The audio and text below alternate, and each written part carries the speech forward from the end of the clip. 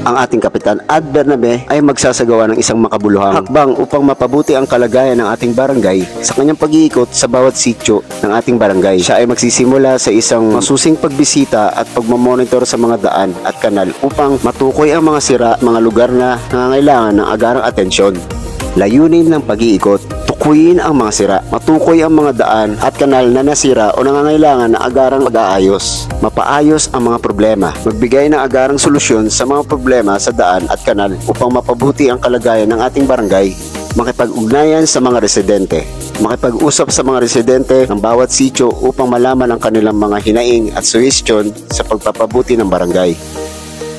Maraming salamat din po sa ating Kapitan Ad Bernabe sa kanyang pag-iikot sa ating lugar. Ang kanyang pagbisita ay nagpapakita ng kanyang tunay na pagmamalasakit sa ating komunidad at sa mga residente dito sa Barangay Merville. Sa pamamagitan ng kanyang pag-iikot, nakikita natin ang kanyang dedikasyon sa paglutas ng mga problema at pagtugon sa mga pangangailangan ng ating barangay. Maraming salamat po.